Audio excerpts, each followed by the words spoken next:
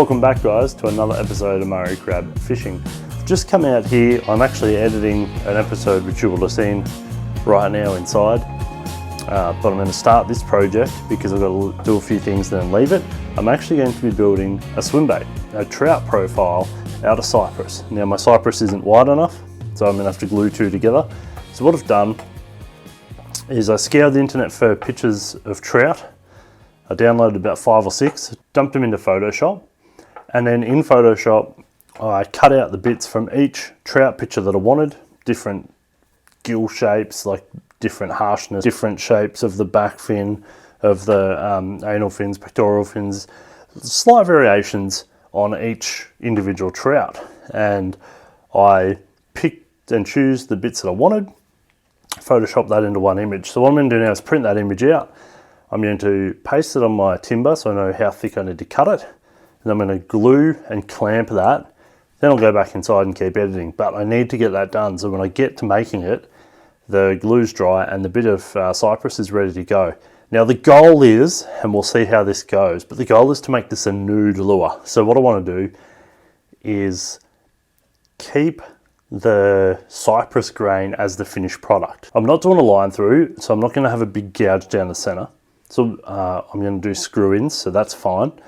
But what I do need to work around is the lead hole. So I'm thinking that I might have to cut some thin slithers of cypress and sand them down so they fit back in the top of the lead holes like a plug, and seal over the top of them and sand them back, and hopefully it gets that nice cypress finish. The cypress grain is actually really good. That's the cypress there, a few knots and things, but just the grain in it. And once it's sealed with clear coat, it comes up amazing. So you can see that's probably deep enough, making a skinny water swim bait. So the depth of that'll be fine, but I just don't think that's going to be quite wide enough. So I want to be able to glue two together, and then I can afford to take some meat out of it. So trout about that high, you know, it's probably going to be sort of from this knot to about here long, maybe a little bit longer. So you're thinking it's probably going to be about so wide. So 2 of this will almost be perfect. That's what we're going to do now, about to print that out. Once I've got it stuck on there, I'll show you it. And when you see me next, I'll be back to doing some more work on it.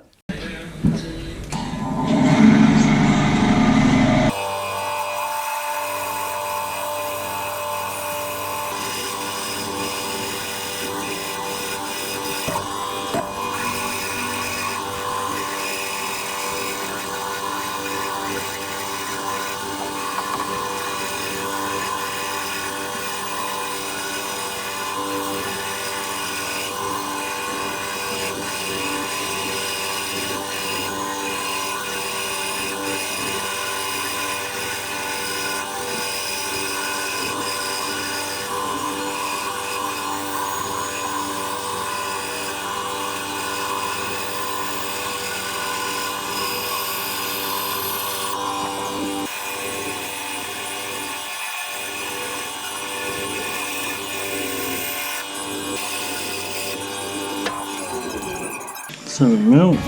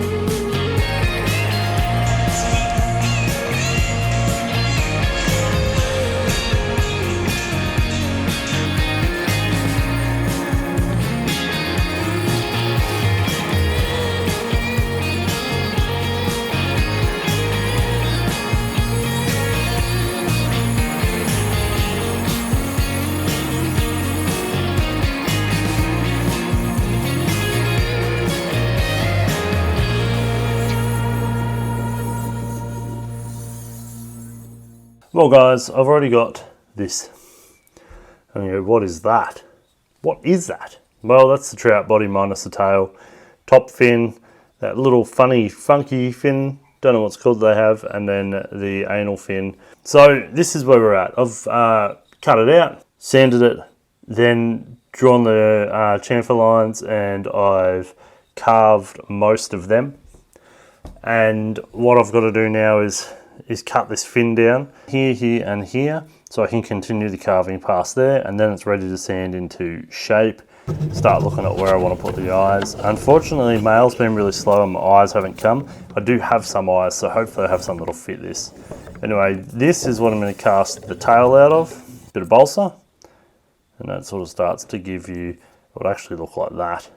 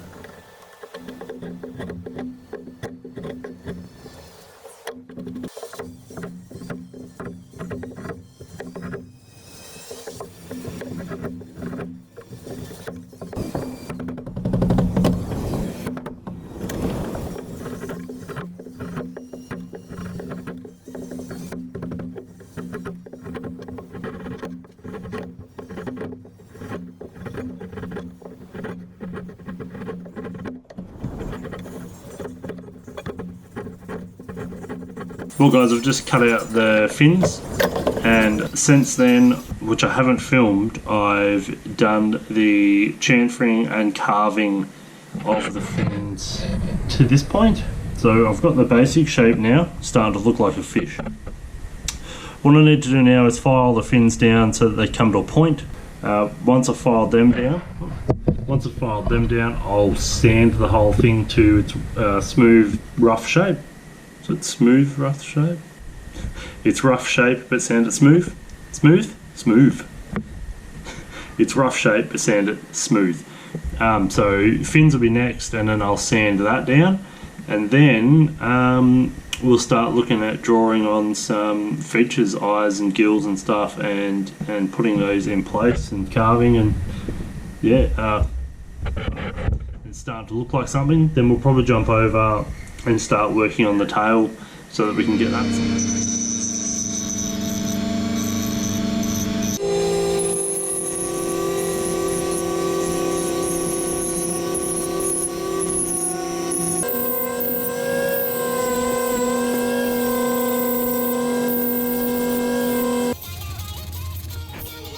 So I've got these green eyes. They're not the eyes I would have picked for a trout, but that being said, this is also going to be a nude finish, and they're pretty close to the right size. They're not going to go up that way, but they're probably a touch too big. They're small styles I have anyway, and you know what?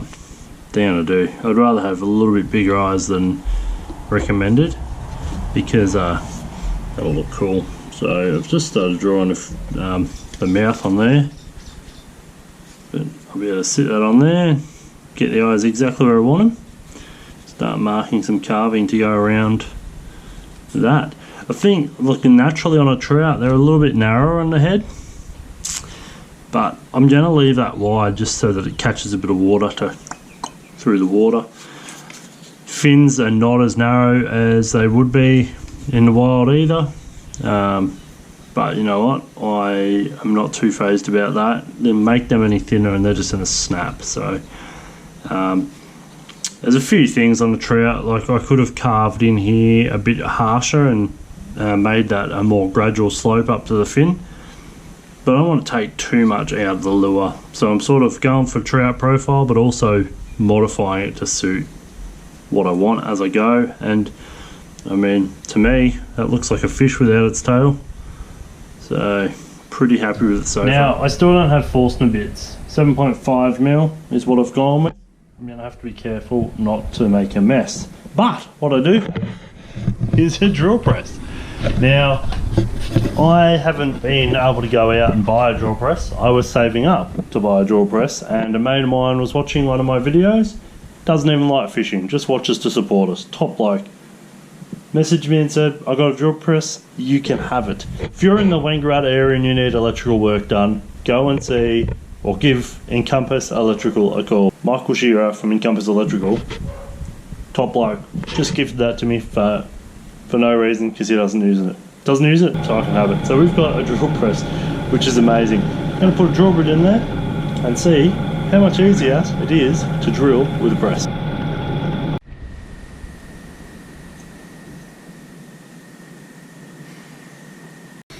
On an angle, guys. Probably better. A little bit. So I've had another run at the tail. I've remade the locker, the bit that locks into the tail. Spent a bit more time, made it more accurate and sealed it with super glue just on this individual piece. And what I'm going to do is glue it to the tail afterwards and then cast it as the soft plastic mould after that. After I've done that, I'll seal it, let it dry. While that's drying, I'll start carving this. As soon as this is dry, we'll make a little mould box up. We'll cast the mould for that because the mould's going to have to have 12 hours or more, so it won't be done until tomorrow. Right, 2 little pins there. It's actually just a bradding nail out of my bradder gun. Perfect. I put a tiny little drop of super glue on each pin after I pushed them in and made a hole, so they should glue in there now. So now they've got them in, let them dry for a minute, and then I'll line that up where I want it.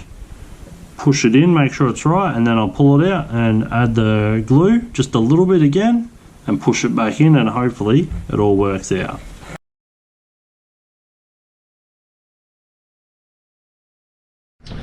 A bit of cutting, carving, sanding later. It's a very flush finish balsa wood tail. I'm about to drop a couple of drips right here between the balsa and the balsa to try and strengthen that connection. So when I pull that out, I'm not going to snap it off because that's my biggest worry at the moment. It needs a bit more work, but being balsa, I'm not a big fan. So what I'm going to do is seal it with polyurethane and then see if I can touch it up and sand it a bit more after that. If it doesn't come up much better than that, it's a silicone soft plastic mould. I'm not too stressed about the finish on the soft plastic tail. That looks pretty good to me anyway. So we'll move on after I do this glue, let it dry, and we'll see if we can get the tail out. Well, I've got it to budge. This looks like there's going to be a bit of pressure on this back half as it comes around past the fin, so I'm not quite sure how it's going to go, but we'll squeeze her out and we'll see what happens.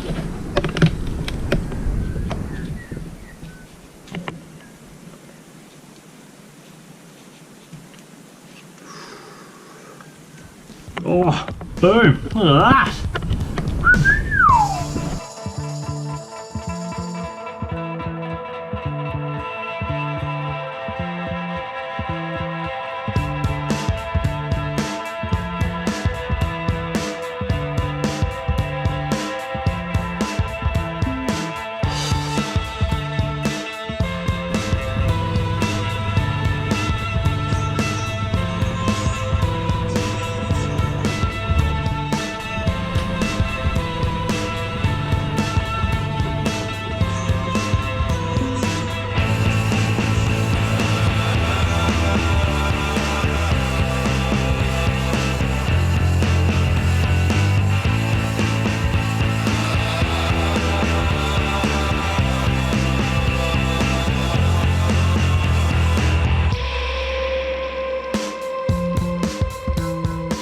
Well, I've carved and sanded and carved and sanded and carved and sanded and dremeled and sanded, and I've got this done. Now, I'm actually pretty happy with that fin. Fair bit of structure in there.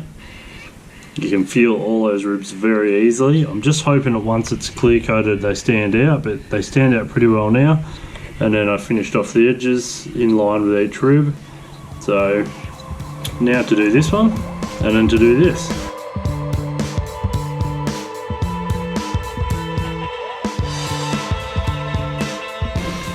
Look, tail's ready. So we're going to play with some Lego. So what we've done, you guys didn't do anything. What I've done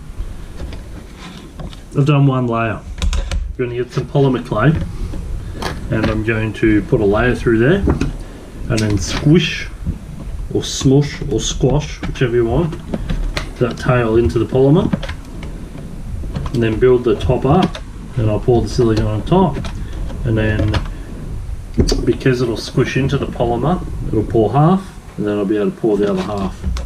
I think that's the best way to do it, and just do a two-part pour, a two-part mould. It'd be too hard to do a one-part because you miss detail on one side, sort of thing. I don't think I'll make an injection. I'll just make it a pour. I'm probably going to pour it from the knob end here.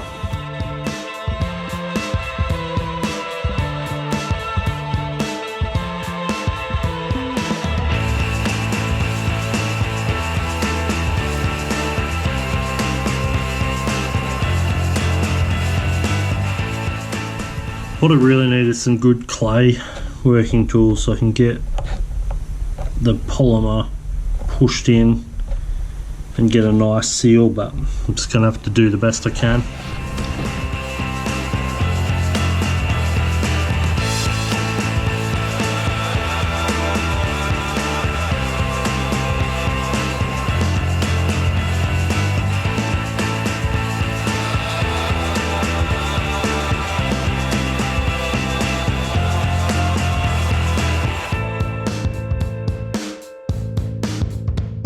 Pretty happy with that. I'm not too stressed about this area here. More worried about the edge because that's what the finish will be. The edge is pretty good. I'll do a touch up this corner. These are keys, right? So I've marked them in, and what they do is when you pour the silicone, it'll pour into them, and then when you peel this side off, it'll give the other, this side a lump. When you pour the other side, like the second side, it'll have the hollow. So whenever you put the mould back together, they will lock back together and it'll always be in the same place. If you don't have keys, then you're relying on the outside keeping the inside right, and you can end up with all sorts of issues. So it's always a good point to try and remember to put your keys in at this stage, otherwise you'll try and cut them out of the first pour or something like that. So this is a lot easier to do it this way. And that's heaps. That's heaps high enough for that thin little mould. Doesn't really need to be any higher than that. You're just wasting silicone if you make it any taller, so that's what we're going to go with. Well, you guys went flat halfway through me pouring the silicone, and I have to apologise because I just kept going. So I've poured this side, so we'll flip that over and we'll do that. I also, off camera, did a bit of work on the lure. I finished the carving and I gave it a polyurethane clear coat, not clear coat, a sealer coat, to seal it before I moved on, just to sort of protect the carvings and that. This is where we're at. I'm pretty happy with that, let's be honest. The gills came out pretty well. The polyurethane will need a bit of a sand. You can see a couple of lumps and stuff there, but otherwise, yeah, you can see that there. A few runs and whatnot. I did have it on the turner for a while, but I turned it off before I shut up for the night. But very happy with the fins. Give them a sand, and today we'll be working on hook points, lead holes, the cut.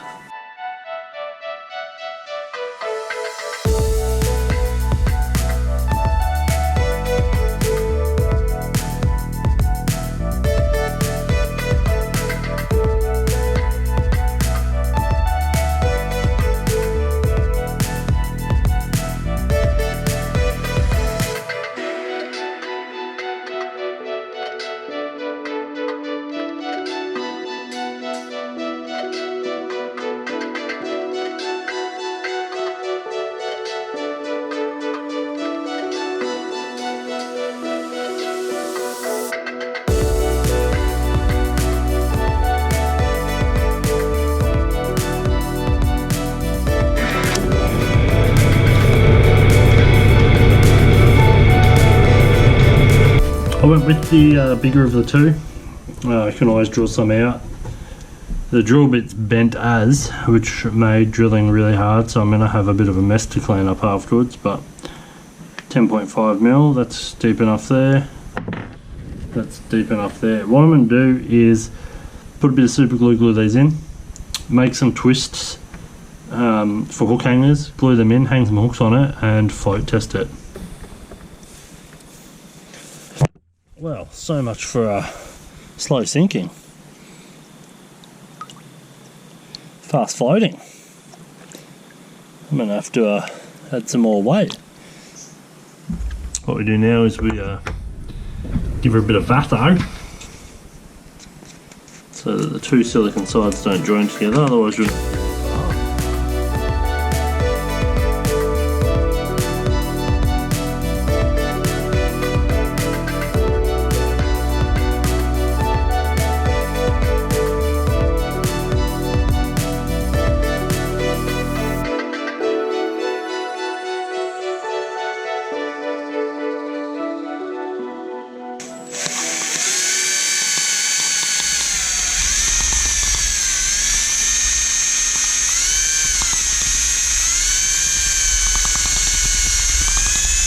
the less bubbles you can get in this, the better.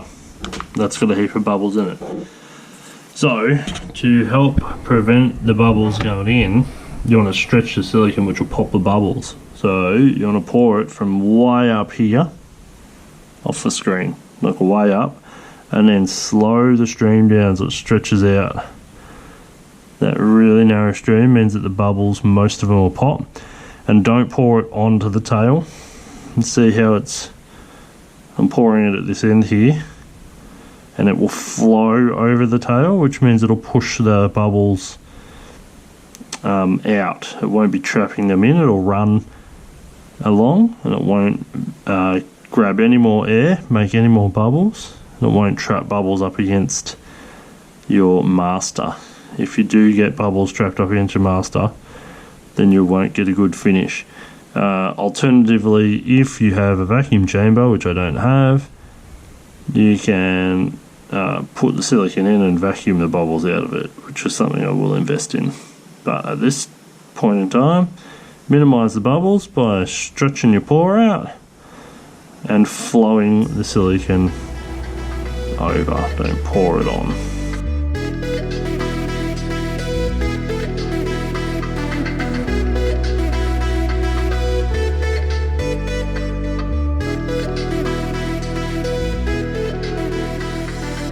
The other thing you can do at this point to get rid of bubbles, or help get rid of bubbles, is just very lightly tap it. It is a liquid. It's not very viscous, like it is pretty solid, but the bubbles will try to float to the top, and giving it a tap will actually help that. You'll see bubbles coming to the top there.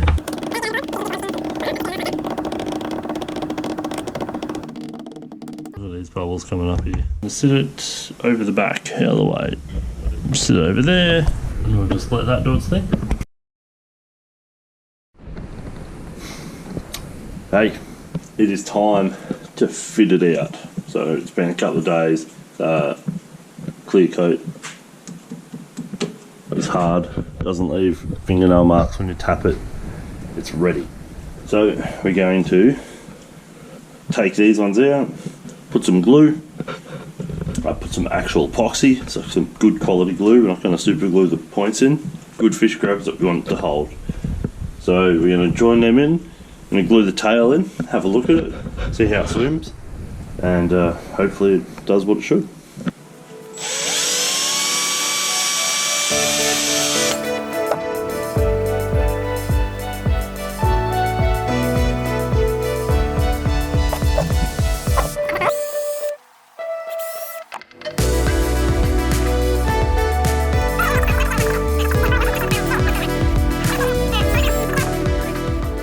Laid the lure out and the screw eyes where they go, and I've made sure they all go in. Going to mix up some epoxy, put it on the screw eye, screw it in, do them all, give it a wipe up, and then we'll leave it for a minute. Here's isolation rules. The boys are on homeschool and they start school in 15 minutes. So by the time I get that done, sit it here, I'll go get them started, come back, we'll put the tail in, see where we're at.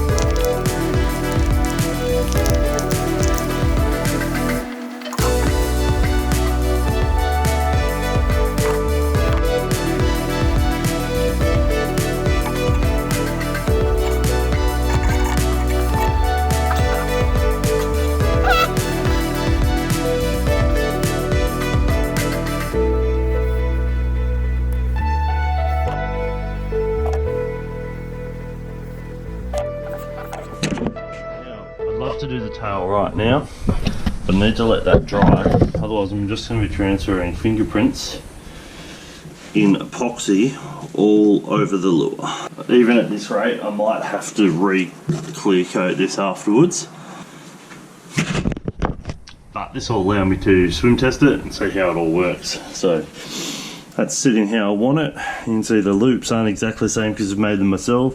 So I've just adjusted the distance each one's pushed in so that it sits how I want the lure to sit, or the back part to sit. So it'll be interesting to see how it all goes as one unit.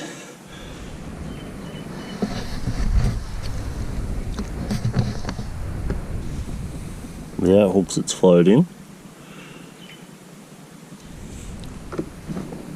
Oh yeah, maybe a little bit too quick. But that's exactly how I want it to sit. Hooks are just off. It's trying to float the hooks and the hooks are holding it down. Now just see how it swims. Don't know if this is long enough, this pull, but we'll see. I need a much longer swimming area.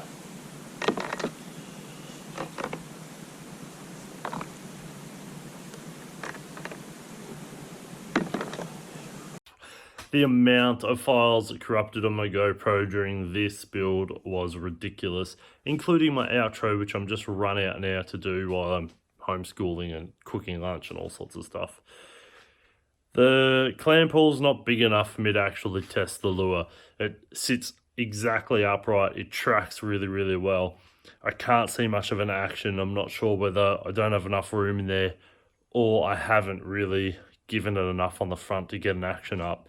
I'm not stressed about that. The fact that it sits exactly how I want and tracks exactly how it should, doesn't sort of steer off or anything, means that at the very least, all I have to do is put a little chin bib under it, put the wobble in the front, and then the lure's spot on. So I know it's going to work.